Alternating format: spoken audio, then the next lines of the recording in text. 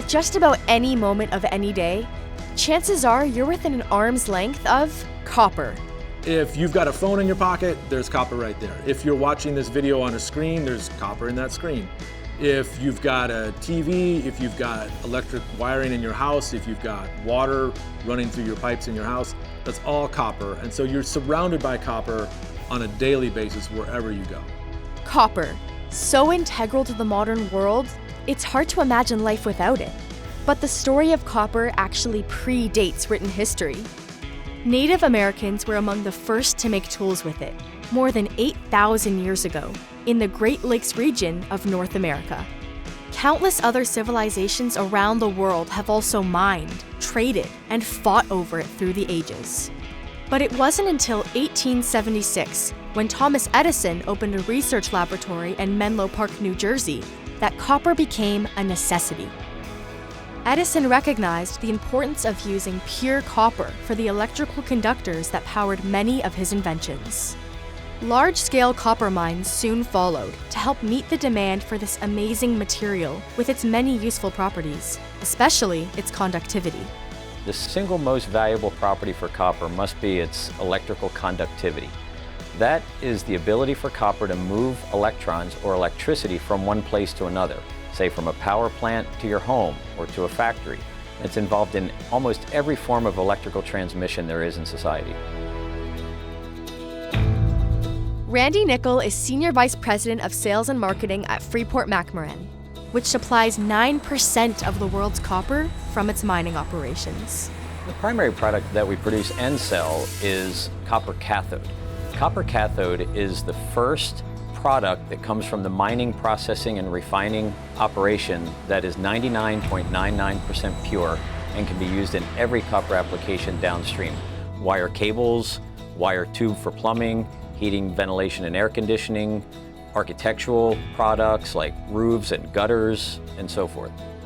For most of the 20th century, the supply of copper kept up with the demand for it. But in this century, with a focus on reducing greenhouse gas emissions, copper is more important than ever. But when it comes to renewable energy, around hydroelectric power generation, wind power generation, solar power generation, all of that is critically reliant on the conductivity and transfer of electricity from one point to another.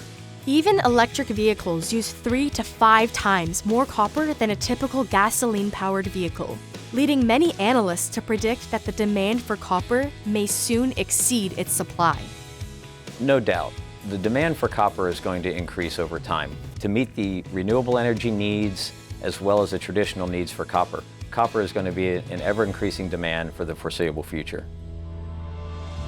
And therein lies the tension around copper and energy.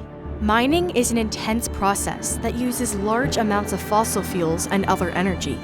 But without copper itself, the world may not be able to meet its long-term decarbonization goals. The problem that we're trying to solve, big picture, is as a copper company, our product is necessary to decarbonize the world's emissions and to electrify the world. But at the same time, our own company needs to reduce our emissions. So it's two problems. It's how do we decarbonize our own operations while at the same time being able to produce enough copper so that the world can decarbonize as a whole. Brian Parkey is climate manager at Freeport and part of the team that provides an annual report tallying the company's carbon footprint, or the amount of carbon it uses in its operations worldwide. There's an old saying, what gets measured gets managed. And so we can have any number of greenhouse gas reduction initiatives that we can implement, but unless we actually measure our greenhouse gases and keep track, we really don't know if it's working. So what you have to do on an annual basis is you have to look at every one of your operating sites, which we have more than a dozen. You have to count up all the fuel that they've used in a year, and you have to count up all the electricity that they've used in a year. Like many companies, Freeport aspires to be net zero 2050. In other words, to reduce or offset its carbon emissions to zero by the year 2050. We need to electrify our equipment, and then we need to get that electricity from clean sources, from renewable sources such as wind, solar, geothermal, nuclear fission, nuclear fusion, those sorts of technologies. So it's going to be very, very hard, but I can see a way to get there, and the world can see a way to get there. And so we know what we have to do, it's just a matter of doing it. Net Zero 2050 is a lofty aspiration for Freeport and the world. It will require technologies and innovations that don't yet exist. It will also require copper. That's what we're here to do, is to produce the copper that the world is going to need to electrify. And they're going to need that copper to run wind turbines, solar panels, power their electric vehicles, power their houses from renewable sources of energy. Those are all going to be uses of copper, and they're going to need copper from a company like Freeport to do that. Up next on Copper Connects Us, a look at some of the amazing mining technology and other innovations that are boosting the production of copper.